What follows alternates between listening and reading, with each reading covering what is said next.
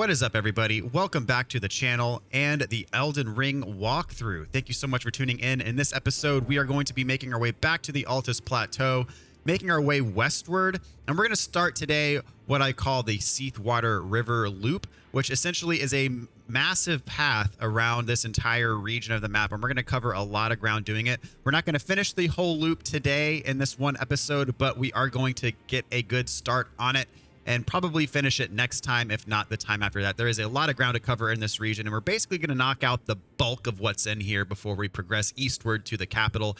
So lots to do. Let's get started. So the first place we're going to go is the Erdtree Grazing Hill, and then we're going to work our way up into this region. There's going to be a mini boss that we fight here. There's going to be a little bit of loot up here. There's going to be a imp key, stone sword key door, I should say, here, and a catacombs here. And then finally, we're going to make our way down here to start that loop I was just referring to earlier. So let's head on to the Erdtree Grazing Hill. And the first thing that we're going to do is when we get to this region, or when we get to the first spot that we marked off, I should say, we're going to fight another one of those Mariner mini bosses that's going to give us a death root. So remember the death roots, we are giving those to Garonk at the Beastial Sanctum, and he gives us items we trade those into him. There's a total of 9 of them in the game. I believe we've collected 4 so far, so this is going to be number 5. You see that the beast eye quivers. That means that there's a death root nearby, and the death root happens to be contained by the Tibia Mariner. So he summons some giant skeletons in this encounter. I largely just ignore everything. You see, if you can just kind of run past the skeleton. I don't really pay much mind to it, and then the Mariner will warp, and you can fight it off or on horseback. It's up to you. I'm just gonna kind of spam my weapon art here for a bit, and eventually I get a stagger. There we go. And I've never been able to get an actual critical attack on these enemies. I'm right in front of them, but I don't know where their critical attack spot is. And that attack actually wipes out a lot of the helpers that it summons, so actually helps me out quite a bit. So as you can see, I'm just being really aggressive. I'm not really paying much attention to anything else going on. The physical attacks are very well telegraphed, so I'm not really working hard to minimize that at all. And just the skeleton that was summoned was like right on top of the boat, so that was a little bit of a sketchy situation, but got the kill shot. These summoned enemies are gonna die as soon as Mariner goes away. So got the Tibia's summons and the death root. So these actually these were not summoned enemies. These enemies are just part of this area in general. There is some loot around here. It's mainly upgrade materials. There's a couple, not upgrade materials, crafting materials, and there are a couple runes scattered throughout. The big one is there's a rune 7 that I want to pick up, and I'm going to show you guys where that is. And then, as I said, there is a stone sword key door that we're going to hit up.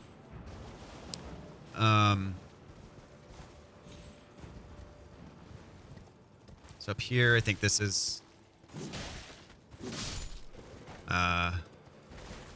crafting materials. Yep, Stormhawk Feather.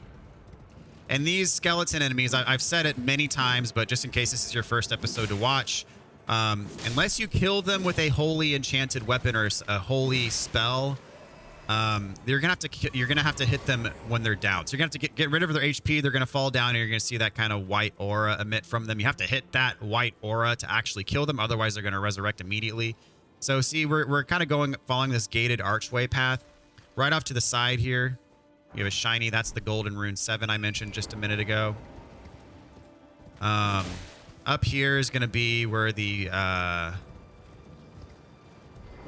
stone sword key door is.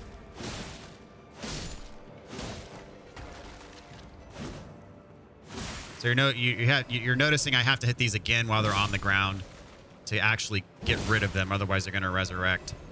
And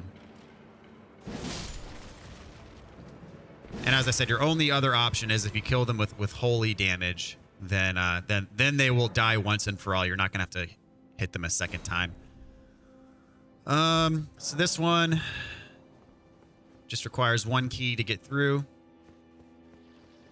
I believe there's a couple enemies down here I'm going to just ignore. It's not a boss room. Sometimes when you come down through these underground areas, you fight a boss. In this case, it's not a boss. But these actually might keep me from getting my treasure here. We'll see. Get the Pearl Drake Talisman +1. Oh, jeez. This is bad. That's what I get for being lazy.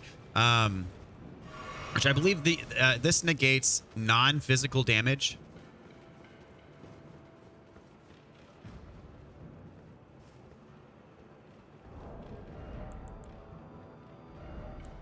Yeah, greatly boosts non-physical damage negation. There we go. All right, so I got this. I got this. Here's our catacombs right here, so we're going to hit that up next. And that little statue that we lit up is just pointing to these catacombs that we're about to visit.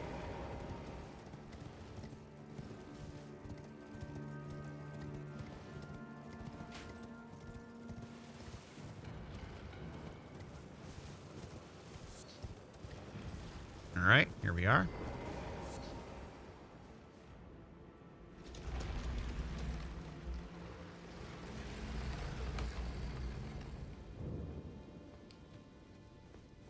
The Windham Catacombs.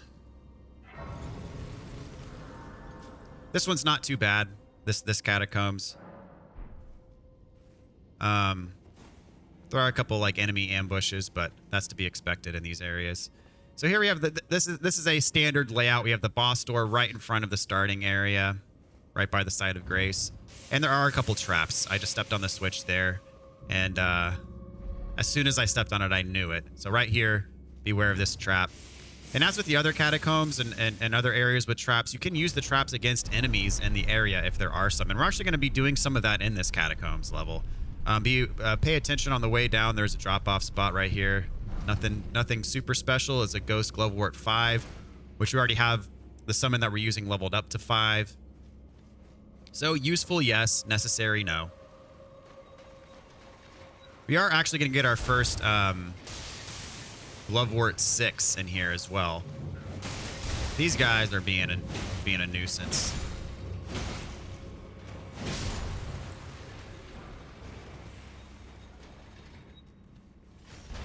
And there are a couple spots where these things will surprise you. See that one hanging on the wall right there? I'm going to go ahead and get him down. And there's probably, I think there's one that drops down right when you walk in the room too. There we go. There's going to be one that drops down. Yep. Or nope. Just hanging out right behind the entryway there. Throwing his lightning projectiles at me. Thanks for that.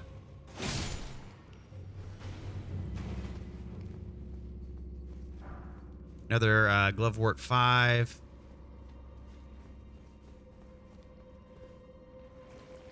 Okay, there's going to be a bunch of enemies that come around here. There's actually a trap in the middle that you can activate. It's an AoE.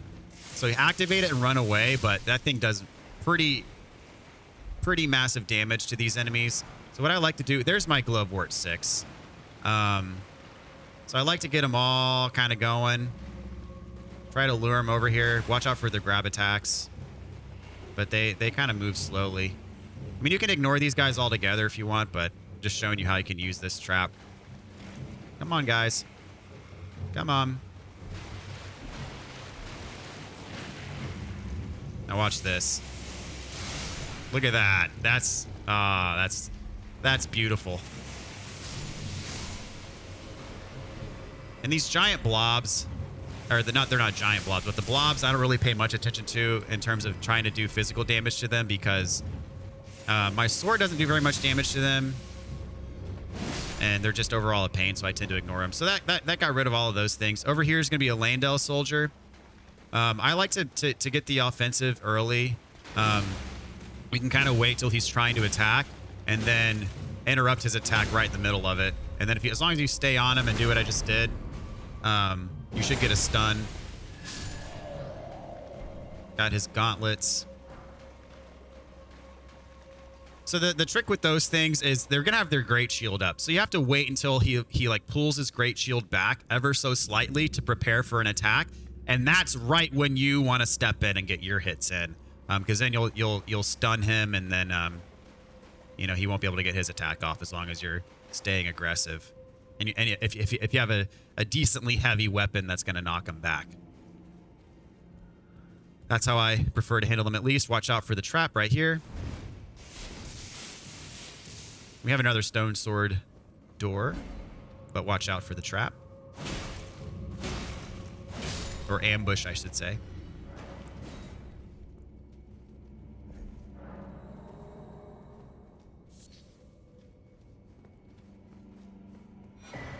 We got the lightning scorpion charm. I believe it enhances your lightning attacks at the expense of your defense. So this is another one of those rooms where the floor rises up to the ceiling. If you notice, we have those spikes at the top. If you stay on this for too long, it's gonna take you all the way up to the spikes and it's gonna hurt you. So just run straight across. Don't give this the opportunity to go all the way to the top. Otherwise, it's gonna make you hit those spikes. So if you turn around, you see there's a little spot on the opposite wall. There's really nothing over here except for the imp trying to snipe you, and then you have this grave violet. We're gonna run back over here. You see there's another Landell knight over here. His back is kind of turned. It happens to be right where the switch is. But, oh man, I walked right into that. I knew it was there, and I still let it happen. He's down there, so he's not going to be able to do much to me. So this one has his back turned to you, so you can kind of sneak up on him and get a critical to start things off. So I'll do a critical here. While he's getting back up, I'm going to do a charged heavy, so it hits him right when he stands back up. And then, well, he was able to recover. So watch this. You know, you want to wait till he prepares for an attack, and that's when you want to get your hits in. Don't hit him when he... Yeah, don't hit him when he has a shield up, because he'll try to shield counter you. Definitely the toughest enemies in this dungeon are those two soldiers. So now we've unlocked the door to the boss. I'm going to run back across. Wait for this platform to descend. Drop down. And then you can drop underneath the platform to a hidden little area here.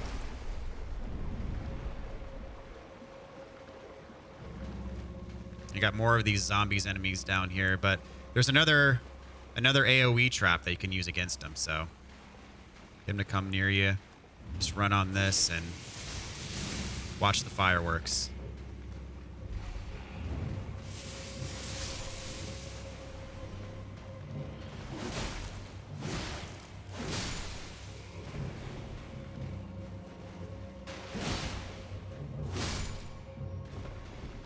All right, over here we got some loot. There's going to be 2 giant crabs that come up when you try to grab it, so get the crabs to spawn.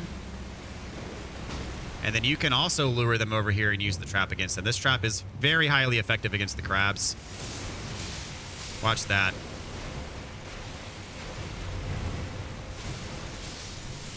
So, easiest way to kill the crabs by far, especially since there's 2 of them. Now we can grab the loot freely. Magic grease, old rune, and the Ancient Dragon Apostles cookbook. Very important cookbook in my opinion. Reason why... That's the perfumer's cookbook. Where's the Ancient Dragon Apostles? There we go. So this allows you to craft lightning grease and lightning arrows. So, pretty solid. Don't want to miss that. It is good to have the ability to craft any type of grease. Because we have magic grease, we have lightning grease, we have blood grease, we have fire grease, we have frost grease, you know, any you name it, anything you can think of. That is funny. That's kind of just glitched. And so it's good to be able to craft any type of grease in case you're fighting a certain type of boss or enemy that you're having trouble with. And if that boss happens to be weak to something and you don't have the grease in your inventory, if you have access to craft it, then that's as good as having it. So definitely want that cookbook so you can craft the lightning stuff. It's going to take us back to where the boss door was. The boss door is another one of the Erdtree Watchdog. Whoops, that's the... I want to go back and rest up and get all my healing back and whatnot.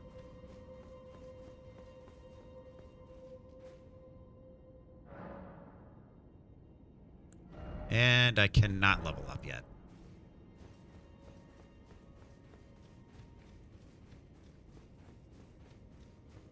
Get the root resin. The root resin is used in crafting the different kinds of grease. So definitely good to have root resin. I could summon here. I'm being kind of lazy.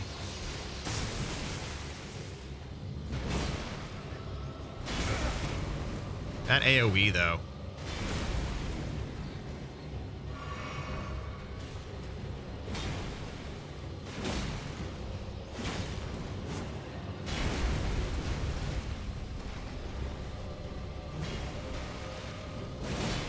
We fight enough of these.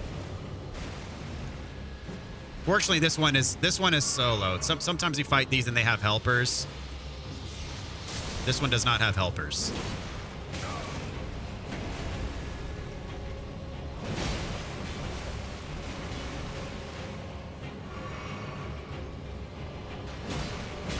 I was hoping to get a stun, but oh well, doesn't matter.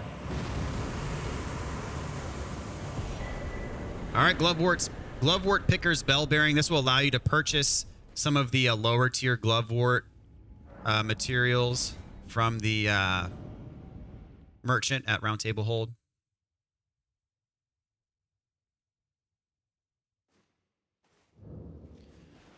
Okay, let's see. What time of day? It's late day. That's fine. I'm going to change it when we get down here. So as I said, where we're headed next is, let's see, we did that, is this Seathwater River. So I unlocked this site of grace after, if you remember when we were in the Raya Lucaria Academy, we got abducted down in the basement by the water wheel. And then we had to fight that optional boss, the dual abductor virgins. And that led us through here, kind of through here, and then allowed us to get right here. So if you don't already have this Site of Grace unlocked, this is where it is. We unlocked this a little bit earlier when we dropped down from up there. So I'm going to go ahead and change the time of day here and then run a couple of quick errands here. So we're going to pass the time until morning. We're going to go back to Round Table Hold, upgrade our Spirit Summon since we got a Tier 6 Glovewort.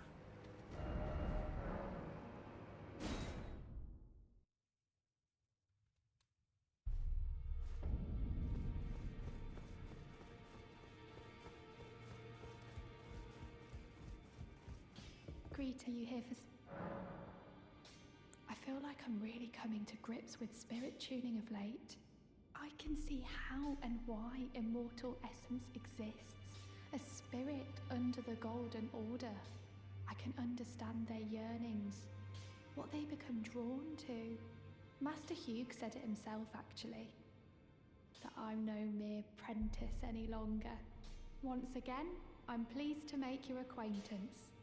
Roderica, the Certified Spirit Tuner. Okay, so we'll take this up to level 6.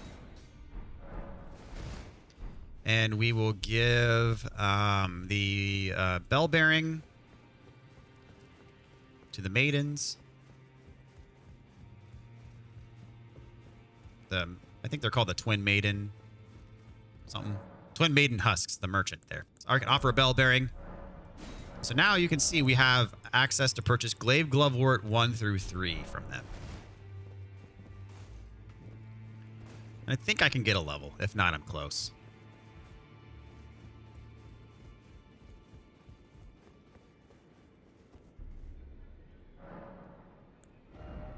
Oh, wow. That is really close. But I'm just going to have to pop a couple level 1 runes and we'll be good. There we go.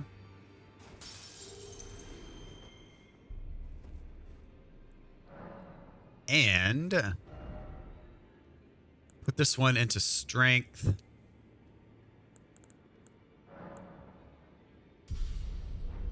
Trying to get that strength to 40. Let's see. So now we're actually going to go back to the Beastial Sanctum to turn in our death root. So we've given him 4 so far. When you turn in 4 death roots and reload the area, he's actually hostile. And it's not like you don't have to kill him. You just have to inflict a small amount of damage to him and he'll come to his senses.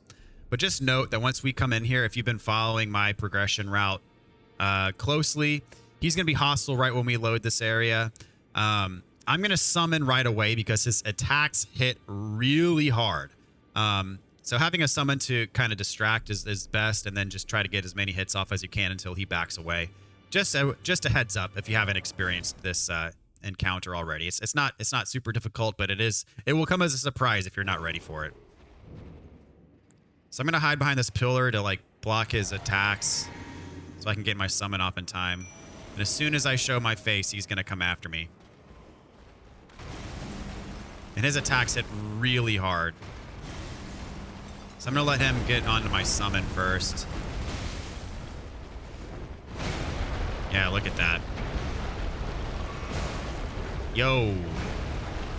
He's not at all paying attention to my summon.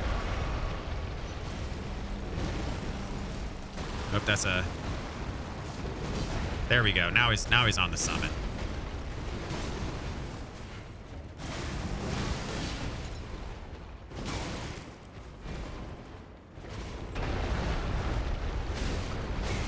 Oh, geez. That was close. Oh, dang. He got me there.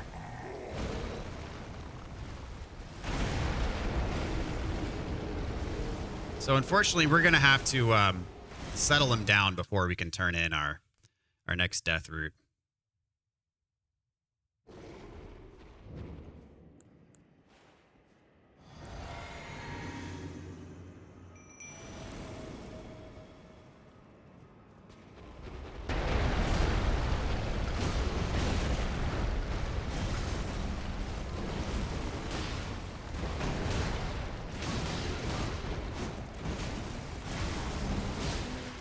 There we go. That's you saw the tiny amount of damage I did to him compared to his HP bar. That's all you have to do to him. It's not very much.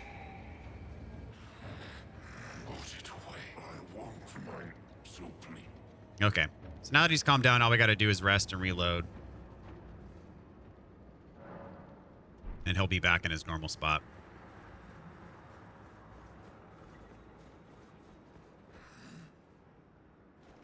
And we can hand over a death root. I won't forget. I must. Okay, so for that we get the Beast Claw.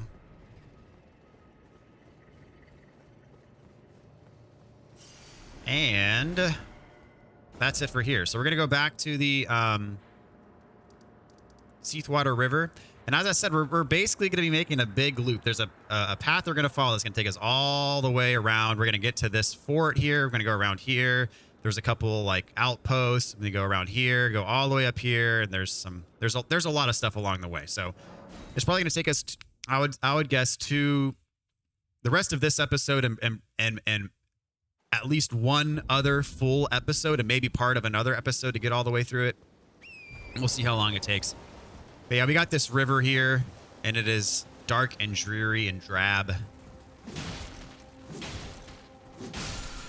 But right, just past the site of grace, we have an ash of war. And along the way, there are these geysers. These geysers will hurt you, so just stay to the side of them as much as possible. If you travel directly over one, it's going to do quite a bit of damage to you. Over here, we have a golden seed. I believe this is the last one we need to level up our flask. So we're going to have to check to see if our flask can be leveled at the next site of grace that we get to. So over here, I think this is our second encounter so far in this game with basilisks. So basilisks, I don't have very many good things to say about basilisks. They've been the bane of my existence since Dark Souls 1. The reason for that is they can insta-kill you. See, they're doing the Death Blight. That smoke that they blow does Death Blight build up. And Death Blight, as I've shown before, will kill you in one hit if that gets all the way up. And there's just a bunch of basilisks in this tiny little area that they threw at us. And basilisks have basically always been able to do this. Ever since in Dark Souls 1, they did Curse, which Curse is the insta-kill status effect in Dark Souls 1. And I've hated these things since Dark Souls 1. And they tried to tell us that this wasn't a Dark Souls game, but lo and behold, they put basilisks in it. So for all intents and purposes, as far as I'm concerned, it's a Dark Souls game if they put basilisks in it. So they are deadly. Just watch your step. That's all I can say. And they put like 5 or 6 of them here right together. One basilisk is a minor threat. 2 basilisks, okay, can be a problem. 3 basilisks is like, oh crap, it's getting real. And then they put like 6 of them together. It's like, really? Come on. There's actually one area later in the game where in my first playthrough when I was live streaming, I counted and it was like 30 or more basilisks in a small confined area. And I was not happy about it. To put it mildly, I was not very happy about it. Okay, so over here we have to spend another stone sword key to get to this Seathwater Cave. And I know we spent a lot of stone sword keys today, but if you've been following my route, you should have plenty. Let's look. I mean, right now we've got 14 of them in our inventory. So we have a ton of them still yet left in our inventory. So even though we've used a lot of them today, we still have quite enough left over, and we're not in any danger of losing, of using all of our keys. We'll be good for pretty much the rest of the game.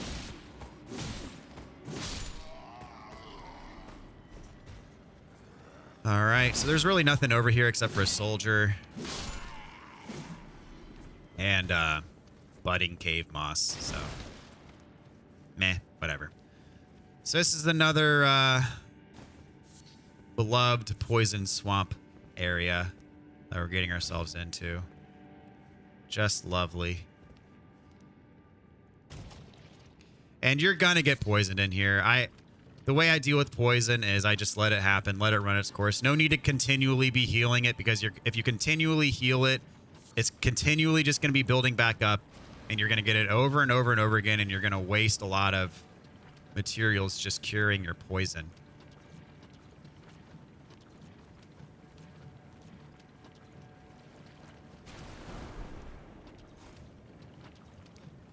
So the damage is not too bad over time, and I just kind of heal as need be. Got a few of these enemies that'll hurl the projectiles at you. Deal with them accordingly. So up here, we're going to have ourselves a few rats, including a big mama rat.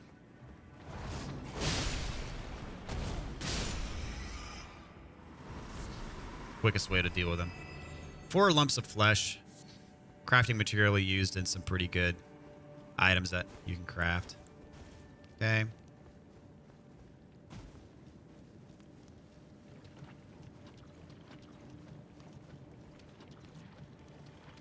And over here, there are a bunch of these guys.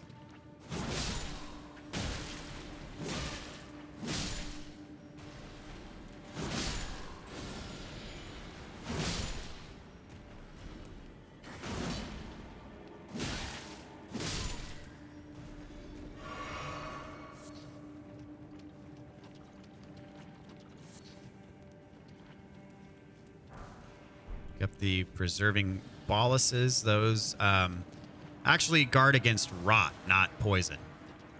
And there's no scarlet rot in here, so. Okay, so next thing, drop down right here. And then this is going to be your path forward. We don't want to do this yet because there's actually an upper level that we can get to that has some more loot that we're going to do first before we drop down and fight the boss.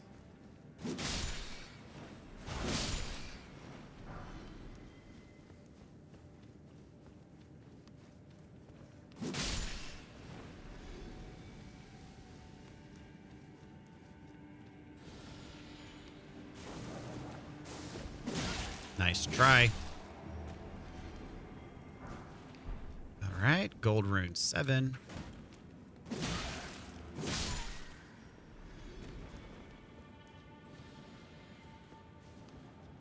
And here's a sketchy area. There's a bunch of enemies. But you get the mushrooms armor set and immunizing cured meat. Not even going to bother with these.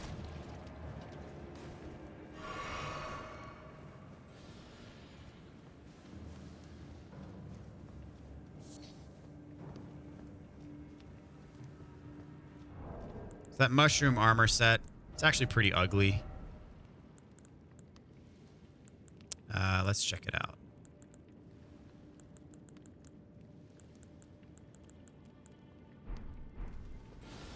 Just make sure I'm not going to get hit while I'm looking for it.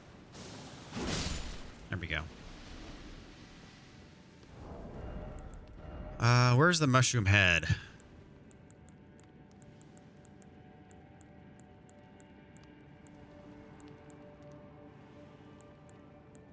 Or is it just a... There it is. Yeah. Ugh.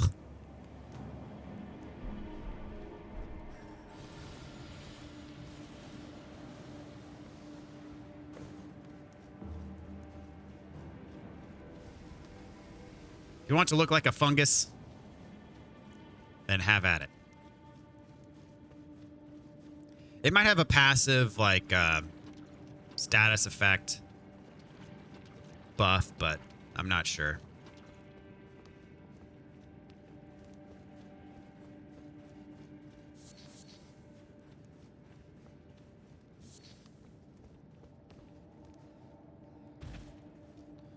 Drop down here. This will take us to our boss.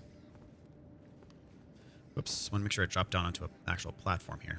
There we go. Kind of halfway down, you can get these poison darts next to the rats. And this looks like it'll be too long of a drop, but you can actually drop the rest of the way down from here.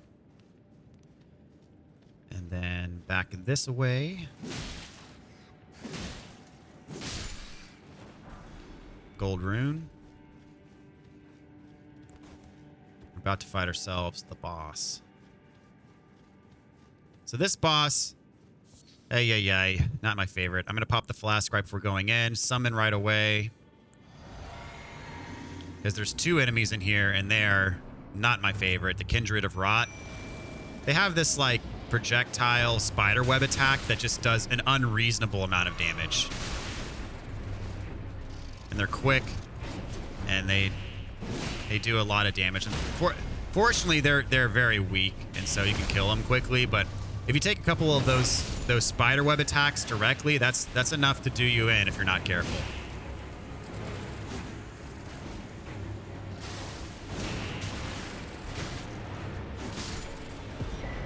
So we get the Kindred of Rot's Exaltation. That is a talisman. And poisoning or rotten vicinity increases attack power. So basically what that means is that if you inflict rot or poison on an enemy, or if it is inflicted upon you, then it increases your attack power.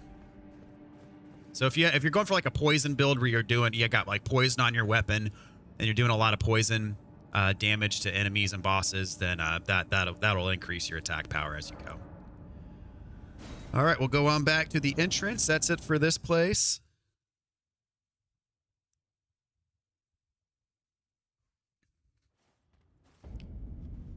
And is it? It's still early. Okay. I was just checking to see if it was nighttime. All right, we're going to carry on our merry old way down the Seathwater River. Bunch of, dead bodies dropping and stuff.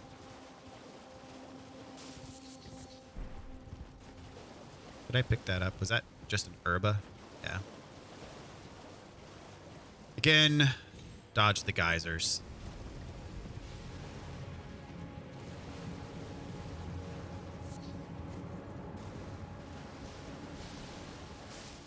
Just run to the side. Jump over these rocks. And right in front of us, we have a site of grace.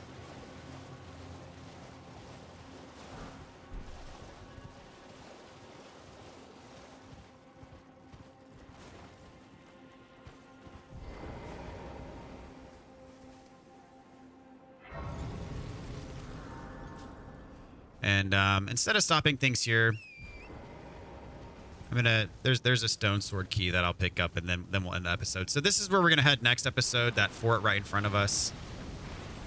Over here we got a bunch of jellyfish.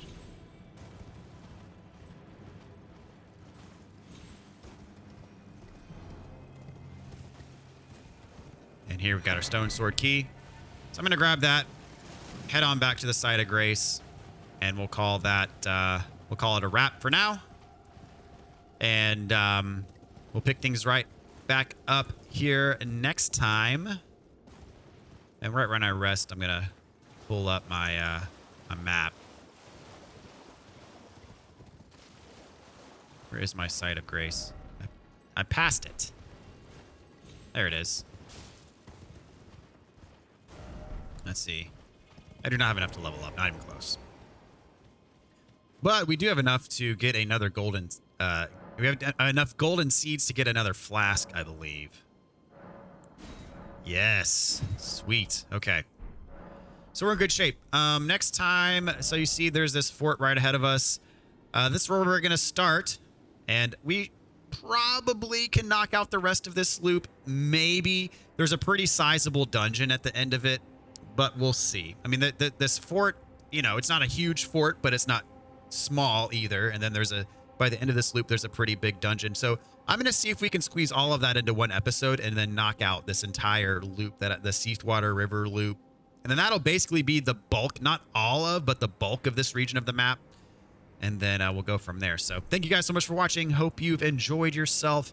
And I will catch you all next time. Take care, everybody. See you then.